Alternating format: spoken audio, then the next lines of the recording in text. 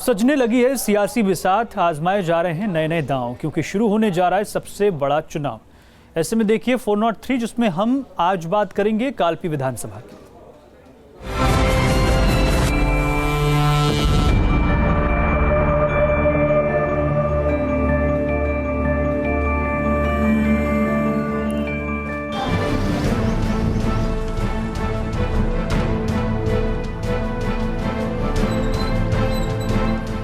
अतीत की बुलंदियों और वर्तमान की बदहाली को अपने दामन में समेटे ये कालपी विधानसभा है। मान्यता है कि इसी यमुना और बेतवा के किनारे महर्षि वेद व्यास ने महाभारत की रचना की थी, तो बाद में इन्हीं बीहड़ों का नाता फूलन देवी से जुड़ा। यहाँ के हैंडमेड कागज उद्योग ने पूरी दुनिया में कालपी को पहचान दिलाई।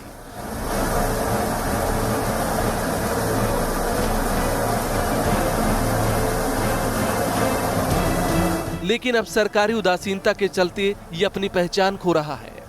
यमुना और बेतवा नदी होने के बावजूद कालपी को पीने का पानी तो नहीं मिलता, लेकिन सरकारी संरक्षण में नदियों के किनारे अवैध खनन का खेल बेरोक टोक जारी है। खेती ही यहाँ रोजगार का मुख्य साधन है, लेकिन सूखा और जानवरों की समस्या किसानों के लिए बड़ी मुसीबत बन चुकी है। आवारा पशु किसानों की फसलों को हर साल बर्बाद कर देते हैं। हिना सबसे ज्यादा जानवर है, उसके लिए अगर बोले वो गौशाला खुलवा रहे, वो भी गौ बोले फिर बलखंडी वाले महाराज खुलवा रहे। ये को नाम बलखंडी वाले महाराज ने खुलवाओ ना इन्हें खुलवाओ। सिंचाई के लिए सरकार की तरफ से ट्यूबवेल जरूर लगवाए गए हैं, लेकिन बिजली की किल्लत के चलते खेतों की सिंचाई भी नहीं हो पाती। बिजली तो आती कट रही है, 24 घंटा में 8 घंटे 6 घंटे लाइट आ रही है। इन सड़कों का हाल देखकर आप पूरे इलाके की सड़कों का अंदाजा लगा सकते हैं। सड़कों में गड्ढे हैं या गड्ढे में सड़क है, ये पता ही नहीं चल पा रहा है।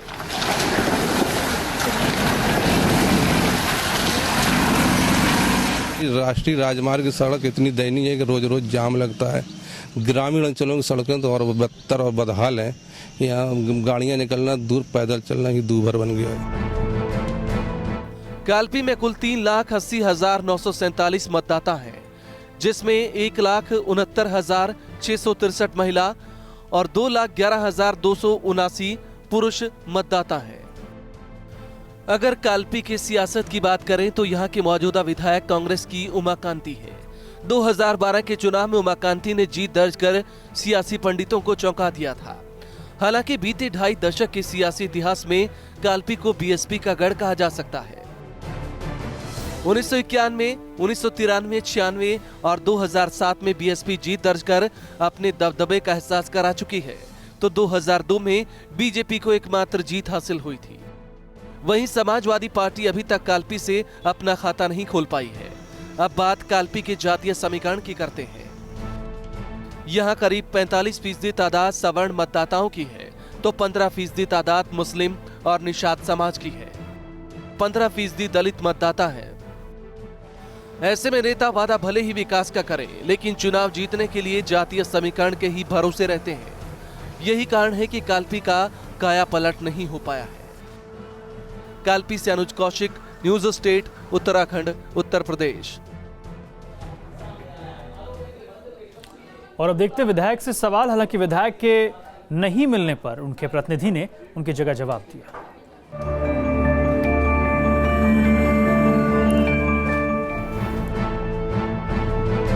इस कार्यकाल की सबसे बड़ी उपलब्धि पिछड़ा क्षेत्र है, इसके लिए सड़कों की बड़ी हालत खराब थी यहाँ।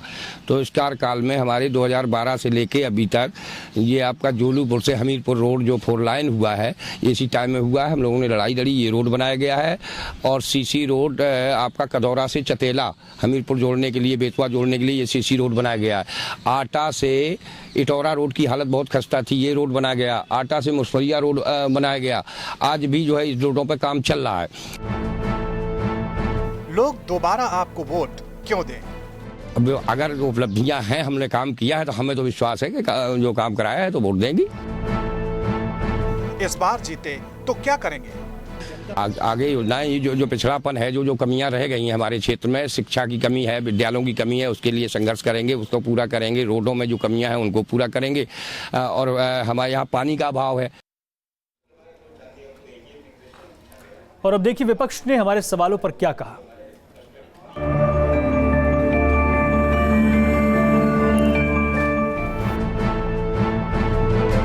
इस कार्यकाल में हुए विकास कार्यों को कैसे देखते हैं?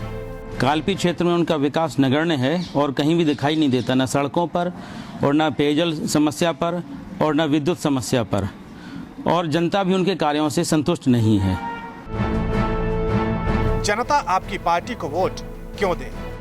भाजपा का जो मुख्य मुद्दा है वो विकास का मुद्दा है, और माननीय मोदी जी के कार्यकाल में ये सिद्ध हो चुका है कि भारत ने जो प्रगति की है, भारत का जो जीडीपी है, भारत का जो ग्रोथ रेट है, वो आज दुनिया में एक अपने अलग स्थान बनाए हुए है।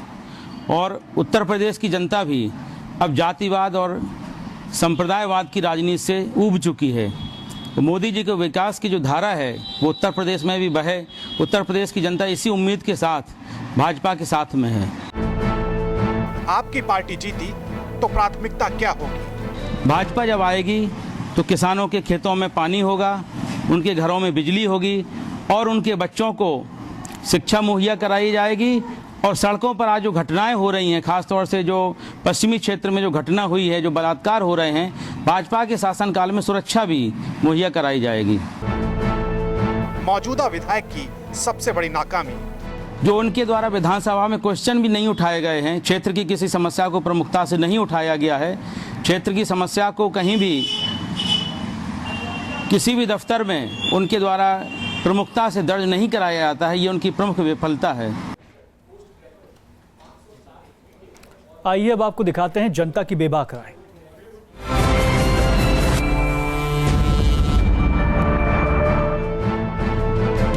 क्या इलाके में हुए विकास से आप संतुष्ट हैं? बिल्कुल कोई संतुष्ट नहीं है।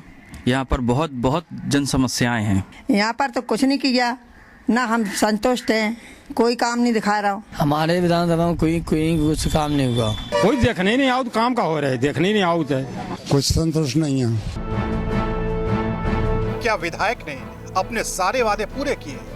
खरे उतरने वाली जहाँ तक बात है तो बस वो बात है शादी विवाह समारोह तक ही सीमित है। कोई काम नहीं किया। जो वादे ने किए थे उन्हें कोई वादे ने कुछ नहीं कराया। क्या बात है, हमें खरे उतरा जब सामने मौके पाए तो खरे उतरे ना, जो वादे किए थे वो नहीं भरे। जो वादे होते थे वो पूरे नहीं होते दिखे। स्थानीय समस्याएं क्या है? स्थानीय समस्याएं साफ सफाई है, बिजली पानी की व्यवस्था है। यहाँ पे कूड़ा है, नाली भरी है। कोई दिक्कत आती है, कोई जो चलने में रास्ते में परेशानियां हो रही। यहाँ जानवरों से परेशान रात भर रह रहे, देखो फसल सब कर रही, कोई उन्हें गौशाला खुलवाएंगे जो कुछ नहीं हो रहा। कहना यहाँ ट्यूबवेल वो भी खारिज हो गो, हैंड पाइप रास्ता सभी बेकार है। ये रोड वगैरह जो देख रहे हैं आप, इस प्रकार की रोड हैं। समस्याओं के निदान के लिए विधायक ने क्या किया? वहाँ पर जन समस्याएं लेकर कई बार हम लोग विधायक जी के पास गए, लेकिन कहते हैं करवा देंगे, लेकिन आज तक किसी भी प्रकार की समस्या का निदान नहीं हुआ है। यहाँ तो 0-0 है, यहाँ पे कुछ नहीं है, कहीं कुछ नहीं हुआ। फिलहाल हमें तो ऐसा कुछ समझ में नहीं आया कि कोई भी उन्होंने अच्छा ऐसा कार्य किया। विधानसभा क्षेत्र में कितना समय देते हैं विधायक? विधायक जी तो हम लोगों ने आज तक देखा ही नहीं है।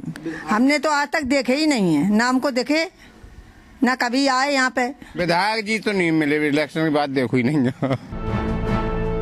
5 साल में क्या बदला और क्या नहीं बदला? किसी प्रकार का बदलाव नहीं हुआ है, कहीं कुछ नहीं बदला है। अब बदला है, जहाँ बदला होना बदला हुआ है ना, हमारे समझ कुछ बदला दिखाया रहो, कुछ नहीं बदलो। और अब देखते हैं जनता विधायक को कितने नंबर देती है।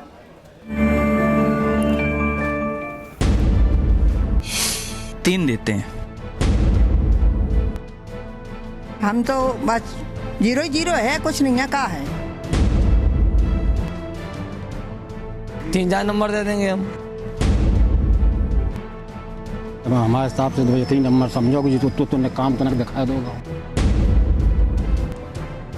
0-0 3 या 4 नंबर दे सकते हैं। जीरो का रहेगा तय। केवल उनको 2 ही देंगे। विधायक जी के उनको नंबर देना तो एक शून्यता के बराबर हो।